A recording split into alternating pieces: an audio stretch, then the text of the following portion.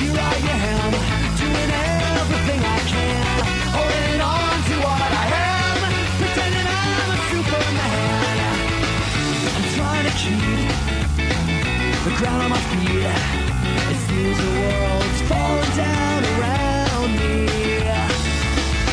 The nights are all long, I'm singing this song to try and make the answers more than maybe. And I'm so confused about what to do. Sometimes I wanna throw it all away. So here I am, growing older all the time, looking older all the time, feeling younger in my mind. And here I am, doing everything I can, holding on to what I am, pretending I'm a Superman. Google is a search engine. It allows us to search the web. And it's also a company that really focuses on innovative technologies and organizing the world of information. I'm trying to sleep, I lost count of sheep, my mind is racing faster every minute. What could I do more? Yeah, I'm really not sure. When we say all the world's information, we really do mean all. We've focused primarily to date on web pages, but now our efforts are expanding into things like books, printed materials that would appear in library, into videos, into a lot of different modes and mediums that where we think we can help people organize information. Internet and the World Wide Web became in no time part of our public and private lives. And more than 1 billion people worldwide now use it. Millions of pages of information from all over the world are available in our homes at the click of a mouse. How did it happen? Vint Cerf is one of the Internet's founders. A year ago, he started work at Google. You've been named the father of the Internet. Yes, I've been named the father of the Internet, but it's not accurate. Bob Kahn and I did the design work in 1973. He really initiated the program at the Defense Advanced Research Projects Agency. And so it's fair to say that the two of us had the primary involvement in the creation of the Internet's design. But after our first paper was published in 1974, there were just thousands of people involved in making this actually happen. Could you ever foresee at that time that the Internet would take such a flight? The technologies that we are very commonly familiar with today were visible to us in the course of this work. But could we have foreseen the side effect of 1 billion people having access to this facility, pouring information into this? No, we couldn't see that. Began to learn very quickly how to compose information that could be put into the World Wide Web. And now the question is, how do I find it? Companies like Google and others that have found ways to index the entire Internet contribute to the utility of all that information going into the system. In the mid-1990s, numerous search engines were launched to put users on track on Internet. About this time, 2 youngsters enrolled at Stanford University, Larry Page and Sergey Brin. While the Internet bubble burst around them and one company after another folded, they were developing the ultimate search engine. In 1999, with a starting capital of $100,000, they founded Google.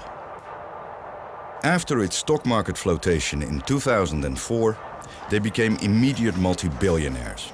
And Google, with more than 6,700 employees, became the world's fastest growing internet company. Larry and Sergey, they didn't actually want to start a company. They wanted to sell their search engine technology to an existing company. And they went around to everyone, and everyone said, well, our search is at least 80% as good as the next person's. Isn't that good enough? And Larry and Sergey said, no, it turns out that last 20% really does matter. And the fact that our search is noticeably better than everyone else's will make a big difference.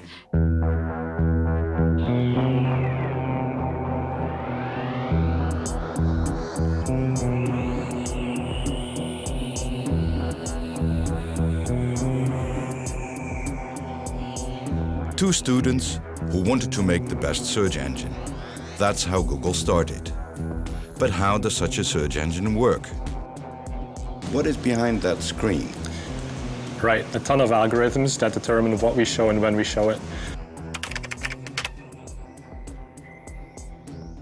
So for example, to do a query on the keyword flowers, you would see that the page pulls up. One thing that's important about this, it pulls up very quickly. So that's always been a core thing of Google. We want to provide the best user experience, and if you have to wait for your search results a couple of seconds, that's not a good experience. So page loads very quickly. And then as you can see, we have sort of two areas on the page. We have the organic search results, which you will see on the left-hand side. And then you have all of your advertising, which you will see as sometimes the top results on the page. These are clearly marked in a different color, and then we also have them on the right-hand side of the page. For the organic results, the guy who ends up first is happiest of all, I take. Obviously. So how does PageRank work? How does he get there? The way that PageRank works is it looks at incoming links into websites. So essentially the idea is that if somebody has a website, say about flowers, and their website has become an authority on the subject, then it's likely that other people will have links pointing to that website because they feel there's a lot of value on that website and there's something interesting there, so they make links to it. And by looking at all of these links coming in, we can then determine how valuable that page is.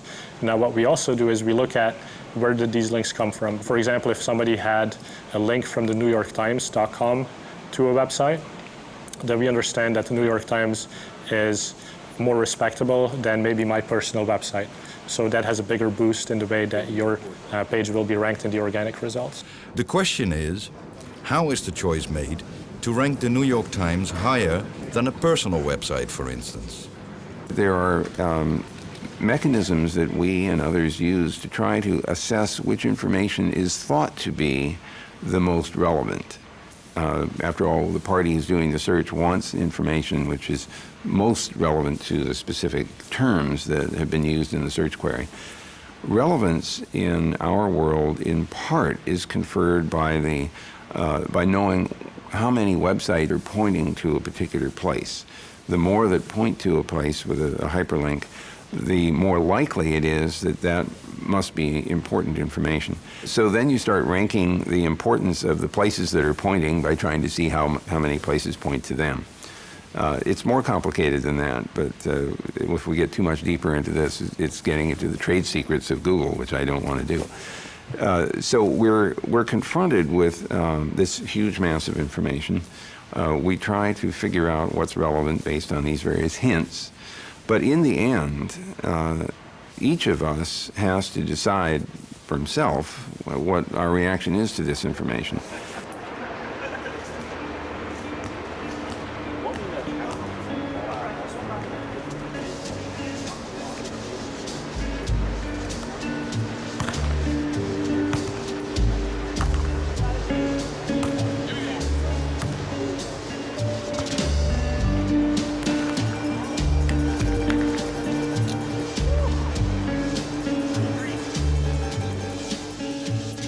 In 2005, Google had a gross turnover of $6.1 billion and a net profit of $1.5 billion.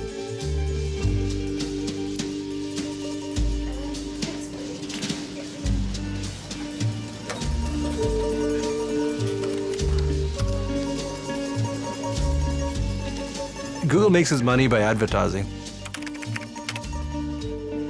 So if you think about consumers, a lot of consumers around the world go to Google and type something looking for something. They get a set of natural results. At the same time, there are people who have something to offer. So if I type mobile phones, I can get a natural result based on what's popular. At the same time, there are people who want to tell the consumer, listen, I have an interesting offer or interesting thing about mobile phones. So we, on the right side of our pages, have introduced the concept of advertising, which is done in a very democratic way, that if three people, A, B, and C, want to advertise, they bid against how much they want to pay to be the top advertiser. Now, to keep the consumer's interest in mind, we also track the relevance of the advertiser and say, well, A advertised even though he paid $1, and B advertised because he paid 95 cents, and C paid 90 cents, and it should be A, B, and C. Well, we check when we advertise against this keyword in this fashion, A, B, and C, is A getting a lot of clicks, is B getting a lot of clicks, or is C getting a lot of clicks? If C is the most popular, most relevant ad compared to that, we actually provide a balance between money and relevance. So that means a furniture maker, for instance, with a small advertising budget could compete with IKEA, or... Of course. You can. If you believe you have a much better compelling proposition than somebody else, you can compete on a particular keyword by keyword basis. You don't have to buy the entire 30 seconds between the Super Bowl or the World Cup to be able to compete.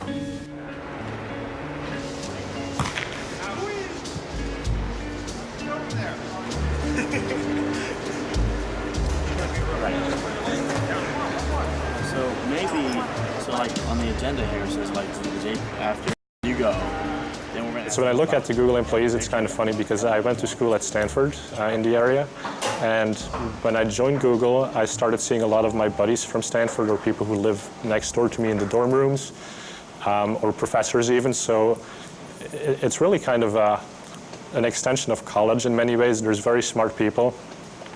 Just the types of things that we do as far as the cafeteria setup, the gyms that we have, and also the culture of the people and the way that they like to work and the way that they're always working. They're working hard, they're playing hard, all at the same time. Very similar to college, so that's kind of how I would describe it. And the people are definitely one of the best parts of working here. Would you say Google is employing the smartest people in the industry? I would think so.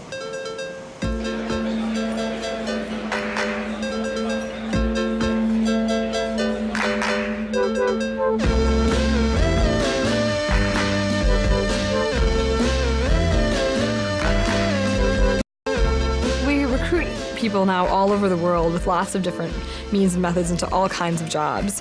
Engineers, product managers, business operations, even chefs and masseuses. And we had the world puzzle champion working at Google. And we had people who really liked doing brain teasers and riddles.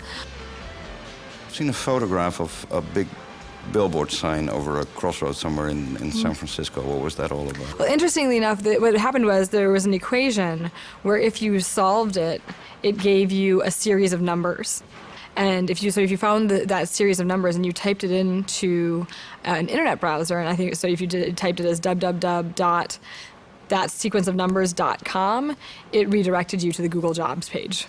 So for people who solved this cryptic riddle on the side of the road, they were then led to sort of a secret website that redirected them to Google Jobs, so then they knew and understood who was behind the billboard. It seems like a nice company, and American business students agree.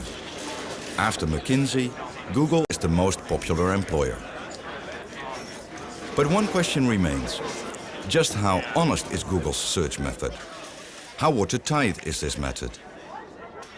If I look for the truth about the Holocaust, I first find a denial about an indisputable historical fact. Whose truth are you seeing when you search with Google or any other engines? Google tries very, very hard to be neutral with regard to opinion. Tries to be neutral. Tries to be neutral with regard to opinion. It does not apply an ideology to its rank ordering. It applies algorithms to the rank ordering, but those algorithms are intended to be as objective as possible. The Google results are very much bottom up. Whatever is there, and Google doesn't invent anything, so whatever it sees is whatever people have put onto the network. We don't produce our own information.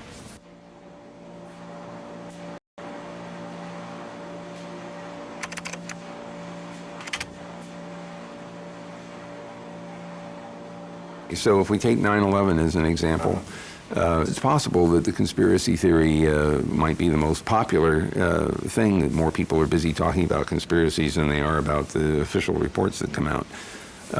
And if that's the case, we're back to critical thinking on the part of the recipient, the searcher, who has to decide which of the many matches on that search that particular person cares to look at and finds the most valuable.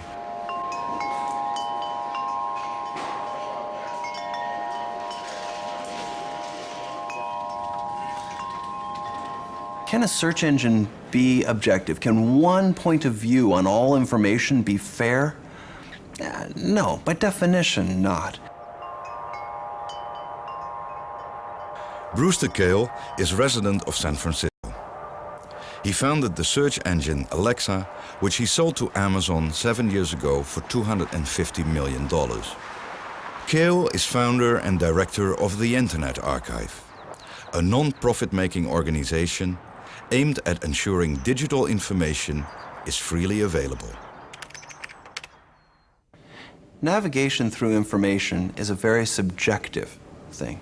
You can go and say, it's all going to be some big algorithm of the sky. It's just not true. There's decisions every step in the way when you're building search engines. What to crawl, what not to crawl, what to value more than others. How popularist do you make it? How much do you have it reflect what other people have done as opposed to innately? All of these things are baked into a set of computer algorithms. Could Google be biased if Google would want? Well, the attempt to introduce biases is hard if those biases have to be algorithmically introduced for all possible information. This gets, mathematically hard. And second, I think there is a fundamental belief within the Google community that an unbiased result is the most important thing that we can offer to people, and let each of the searchers decide for themselves which is of interest to them. And as I said before, trying to adapt these algorithms to work well on an individual basis so that we deliver that which is most relevant to a particular party is a very important part of our philosophy. And if Google remains a very popular search engine, I think it will be because it was trying to be relevant to individuals as opposed to trying to assert that it has somehow discovered the truth.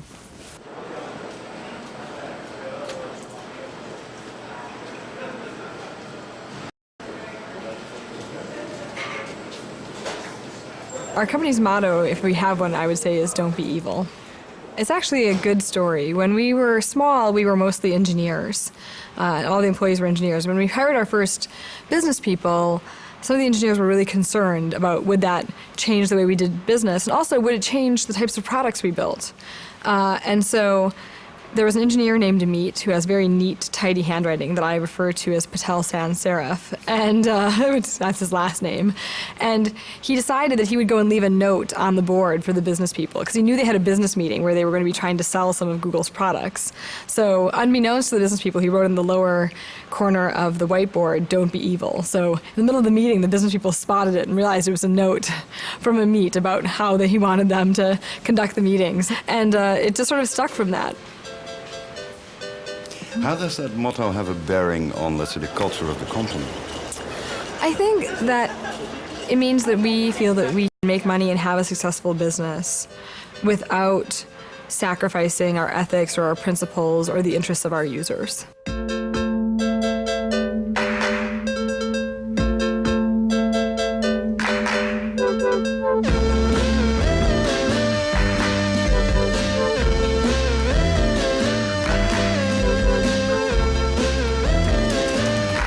Google is now the world's most popular search engine. It has a market share of almost 60%, and Google is still growing. I'm working on machine translation, where then, so the goal is to translate from one human language into another human language. If right now you have, you want to find out something, and you type a query in Google, and you might not find the answer just because in those languages in which you perform a search and in which you can perform a search, there is just not the answers there. But there might be a Chinese webpage which has exactly the thing you're looking for. Right now, you wouldn't find it. And so in order to provide basically access to information that everybody in China can access the English web and the German web, the French web, the Dutch web, all those texts which otherwise are just behind a wall. We can significantly improve over the existing state of the art by learning from large amounts of existing translations. For example, European Union has large amounts of texts which are in all official European Union languages. United Nations have texts which are in all the official United Nations languages. So it is that the computer learns basically those rules automatically from large amounts of data. That's the reason why you chose to be here? Or? Right, that's one of the reasons why I chose to be here, because here for this kind of research, it's a place where you have both the computational resources to be able to use large amounts of data, and you have large amounts of data to train those systems. Okay. And you have, it's basically part of the core mission of Google to organize the world's information, make it universally accessible and useful. And so machine translation is here an essential goal, so it's just perfect. Google's huge databases enable it to provide a growing number of services. The more data Google has, the higher the quality of these applications.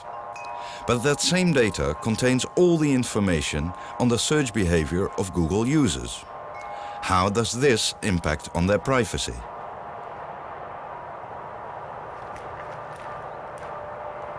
Ian Brown is a member of the Open Rights Group, a UK organization aimed at protecting private information in the digital era.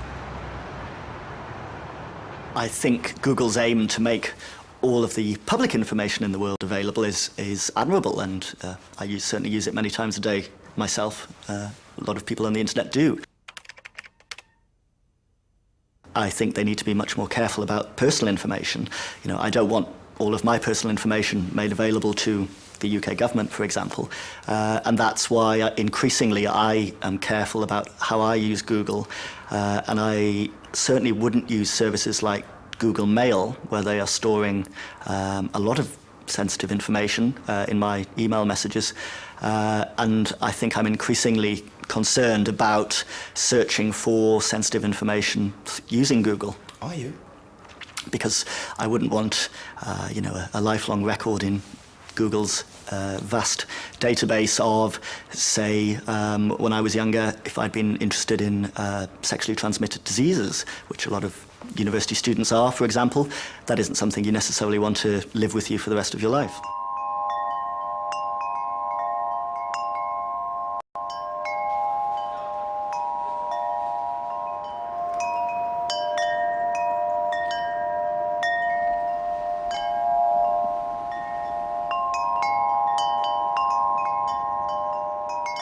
How are you going to convince me to trust you?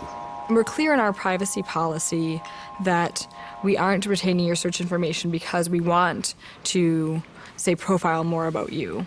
We're retaining the search information we retain, we do for quality purposes. We review it only in aggregate. We do aggregate computations to try and understand how to make searches better. So for example, if you search for football and click on result number 3, we want to use that information. So next time we take result number 3 and make it number 1. And so we have to have some retainage in that way in order to better the quality of the search experience you have on Google. So I think that, when you're asking questions of trust, a lot of times you're asking questions around motivation. The person that you're trusting, what are they motivated to do? And we've been pretty clear that our motivations in keeping the search information that we keep is, in fact, to improve end-user quality. But does that require retaining it for an indefinite period of time? I mean, you could also retain it for like 30 days or... Interestingly, we found that we've had some innovations that have required us to retain the information for longer than 30 days. So for example, the Google spell checker, our Did You Mean feature that appears on Google, has been built using long periods of data around someone issuing a query and then issuing another corrected query right after that, and us learning those corrections. And it actually takes more than 30 days worth of data to build the world-class spell corrector that we have. Google aren't being careful enough, I don't think, to anonymize information they store about you. They've said publicly that they do keep records of the search terms that come from your computer linked to the internet address. of your computer, and potentially that can be linked back to you, especially if you sign up for Google services like Gmail. So I don't think that they can honestly say that the potential isn't there for them to misuse some of this information. We've seen in recent months that it's not just Google's decision either. Even if Google was the entirely pure company that they claim, you have other interested parties. For example, the US government demanded last year that Google hand over information on what people were searching for. So even if Google aren't abusing personal information, that doesn't stop other people coming in and trying to get access to that information. How can you take fears away? This is a big brother company. I guess I just don't agree, and I don't think of it that way. Making all the world's information available. Why would one want to do that in the end? Well, you can take a philosophical approach, you can take a business approach. I think if you go back in history, and if you look at every culture, every society, the availability of information has always made that society develop at a faster pace. Whether it's getting them to be more innovative, whether it's getting them to be more informed and therefore, more enterprising, whether it's the feeling of sort of liberation for them. So information has always had a role in people being liberated, innovative, a more vibrant society.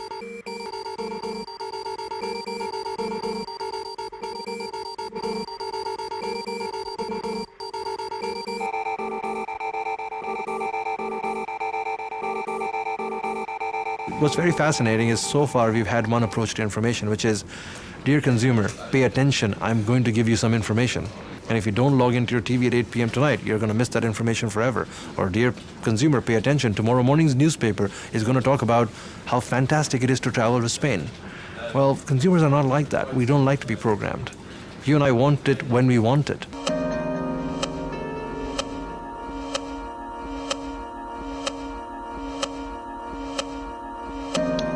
The opportunity of our time is to have all the published works of humankind accessible to everybody.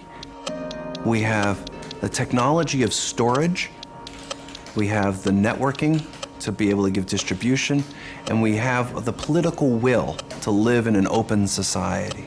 The idea of having universal access to all knowledge is within our grasp. We could build the Library of Alexandria and not just have all the great works in one place, but to make it accessible to anybody all over the world.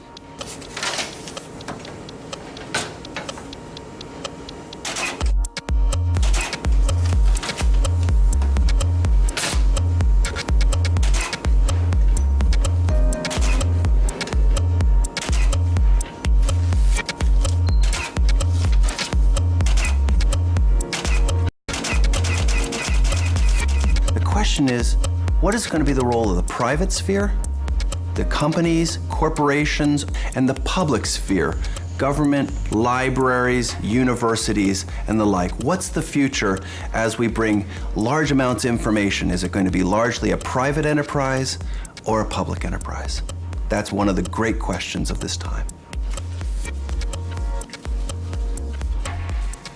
Google Book Search is a historic effort to make the full text of all the world's books available and searchable through a single search box on google.com.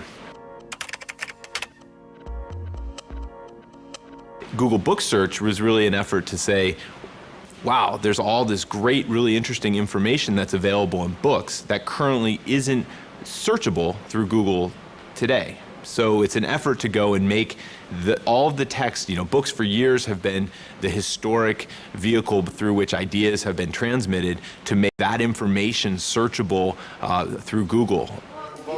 We've currently partnered with 6 libraries around the world, one of which is Stanford University, and we're working closely, they're our neighbors here, and we work closely with them to digitize the materials in their collection and make them searchable online. With this robotic book scanner that we have, we can do 15 to 40,000 books a year. I would be a very, very old man before we did 9 million books at that rate.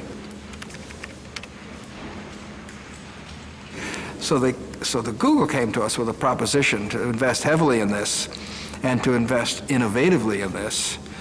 and to give us back copies of the digital copies that they made, as well as not damaging the books. So the public, the private partner is the only partner that came to us with a conception that was big. The Internet Archive is working with about 30 libraries, also with Microsoft and Yahoo, Adobe, HP, and put together an organization called the Open Content Alliance. The idea is to build an open library system where different organizations pitch in to build a digitized repository of books that's open. Are you in a position to compete with Google in this? Actually, I'm hoping that Google turns slightly to the left and decides to join the Open Content Alliance and make their books available in the same way. Is it likely that they will? There have been discussions over the last 6-7 years, but they haven't proceeded yet. Google, through Google Book Search, has developed a proprietary technology for the digitization of books. That is a really interesting technology in that it is a non-destructive technology. So we can go to these libraries that have really valuable collections and scan them in a way that does not destroy them or damage them in any shape or form. Would there be a chance for us to see how it's working? The digitization machinery. At this point, we're not making that available to non-partners. What is the interest of Google? First, I think that they do it because they know they will build traffic to their site. I do think they also have a philanthropic point of view, an old missionary point of view. They are literally trying to do good while doing well. They're trying to do good for the public, wherever that public might be, while they're doing well in their profit column. Google's just another corporation, and they'll take advantage of their assets to try to use it as an advantage in the commercial marketplace. That's all they are, and that's all they can be under our system. What guarantee do I, as a user, have that Google is not going to charge me for it in the future? Well, I mean, today the Google Book Search is a service that's available to users at no cost, as many Google services are. I think most, and this is the current plan for the product: is that we will continue to provide access to this information and to these public domain books at no cost to our users. Books, it's who we are, it's our literature, it's what we've built up over millennia. And the idea of whether those books are going to be in the public sphere or privatized as we go through a digitization round is very much in the air. There are many that say, it's perfectly fine if one company owns it. I'm sure they'll, make it available under reasonable licensing terms, or, but it's okay. Why don't we just let Google do it? And there are others that say, no, this is who we are. We want to be able to not have to ask permission of a company to do research with these books. If it's up to one company to say yes or no for any particular type of research, have we really won? Or are we living in a sort of scary Orwellian world?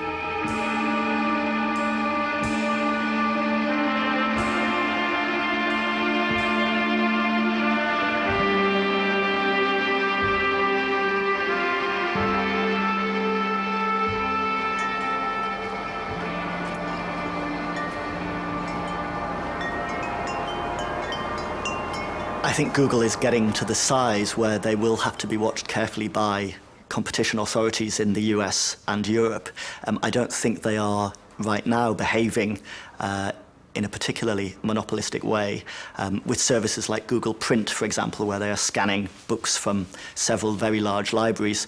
As far as I know, they haven't restricted those libraries from also supplying their books to other search engines. I think if they start to engage in that behavior, then you would want the competition authorities to step in.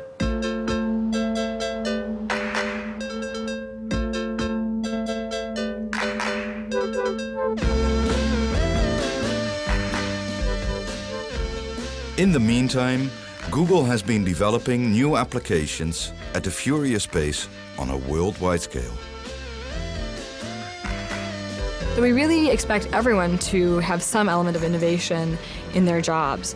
So when engineers are building products for our users, a lot of times they know the classic formula of what they should build, but they'll find a new flair or a new twist that they can offer. And that's really where a lot of this innovation comes from.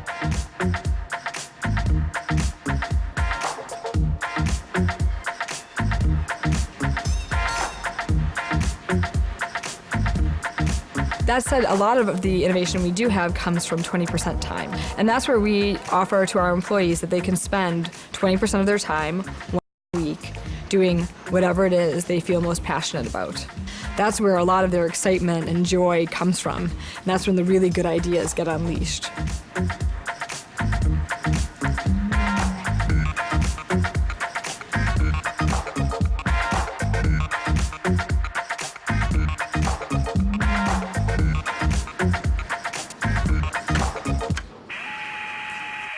This is a test voice clip sent over Messenger as well as over Skype. For 7 years, Sugata Mitra has been installing computers in the streets of India for both school children and street children. It's known as the Hole in the Wall project. A number of African countries, Venezuela and Argentina, have also shown interest in Dr. Mitra's project. The idea was to see if children can teach themselves how to use a computer. This is important in countries like India, where there are not enough teachers and not enough schools. The results are that up to 200 children can teach themselves to use a computer using only one playground computer.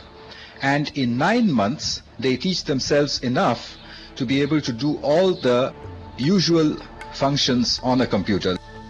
The most common use is, of course, for downloading games and music. But after a few months, when they get tired of it, then they also start browsing and use Google to help them with their schoolwork, which is quite interesting. They use Google to search for things that they have read in the school, and also for generally things that they are curious about. I haven't seen them use anything else other than Google.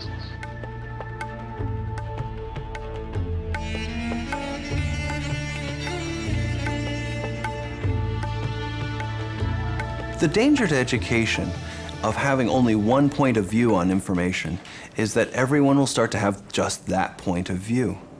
It'll be self-reinforcing. And that's not how one develops critical thinking. One develops critical thinking by contrasting, by comparing. And it's not just in individual works, but how are things presented. So if we were to have our school kids only use one encyclopedia and not have any access to any other encyclopedias or any other books in the library, wouldn't that be tragic? We wouldn't do that. Of course we wouldn't do that. We would want to have different points of view, and you compare and you contrast. You go and open it up and go and say, okay, what did this one say? No, what did this one say? No, they're kind of different. Isn't that interesting that they're different? So it's crucial that we keep the world an open place for open publishing and making it so that people, kids, adults, ourselves, can have access through many different ways and different lenses on the same information. This is an interesting issue about what happens if there's only one search engine which is dominant. Will its truth be the only thing that everyone pays attention to? Well, one could say that same thing of newspapers and television programs and things like that, which become sort of a dominant influence on the thinking of the time.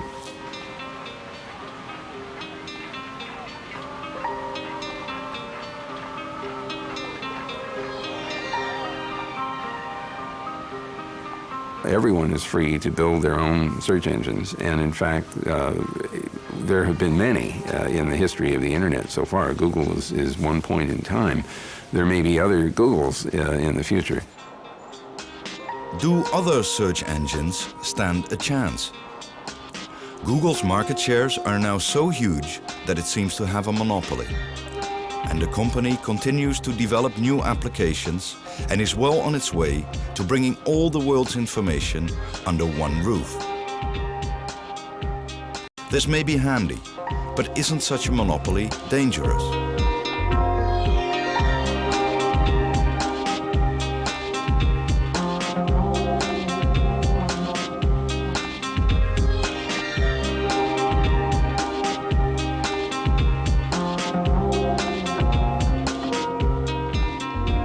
This is Google Earth.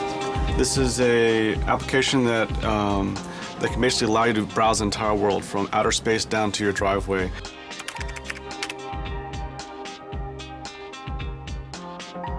In this case, I'm going to the Grand Canyon, and you can see all the detail all the way down into the canyon here.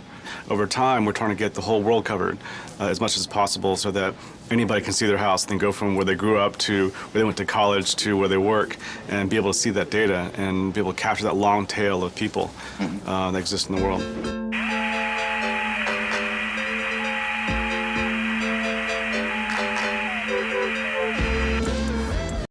Let's go over to Heathrow.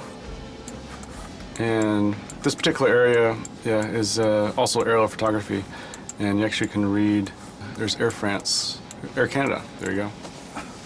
So there's it's pretty, some areas are that high detail, some are less so, and just varying different degrees of resolution. Aren't you in the end afraid that political or security issues will kind of blow up the beauty of the thing? I don't know if I'm necessarily, I think necessarily fear the right word. I think that I'm hoping that, I don't know if I'm necessarily opinion in terms of whether it's something that we should definitely address. I think that we should definitely make sure that people, just like privacy issues, security issues, make sure that those are, and we talk to the right people who are very well and are knowledgeable about those areas and work with them to come with the right solution. I'm definitely, it's like anything that's a big thing, there's always these things that you have to, it's never initially a straightforward path, the big things, so. But basically what you're saying, you have designed the technology and then you're going to see how to solve those things, instead of the other way around. I think that it came from a love of what it was. I mean, we saw something that was amazing and we wanted to see it happen. And anything that you see that, I mean, any big technology, I think that changes the way the world thinks and the way people perceive the world will cause people to, to react in different ways. And this is one of those type of technologies, I think. Well, I mean, I really view us as computer scientists. So we can analyze a problem and we can solve a problem, but we're not governmental officials. We're not policy makers on a global scale. We're simply responding to the needs of our users. With all due respect, it sounds almost naive, considering the scale on which Google works. I'm sorry, but that's my perspective.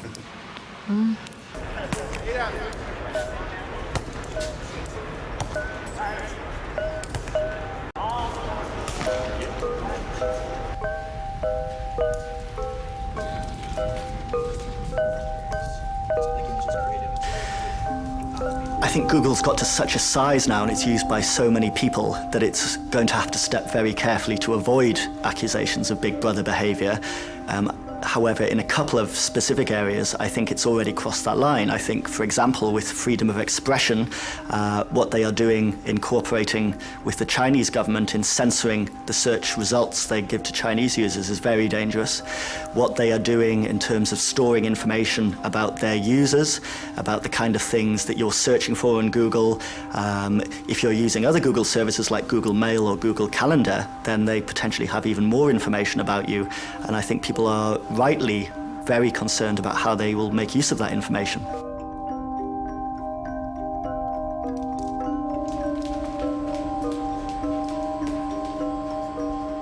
As an ignorant consumer, you're implicitly saying to me, trust me. I sense that you're really trying to hammer this point through about trust me. Could I suggest to you that in the business you're in, the production of television programs, you're saying the same thing to the audience, trust me. You have every opportunity to manipulate this interview and any other, if you chose to do so, to bias it according to a particular philosophy that you have. And yet, I'm sure you would tell me that your intent is not to do that you're trying to get all sides of the picture in place so that the viewer gets to decide what is true and what isn't true. It's true in all media that there is an implicit potential for that kind of bias.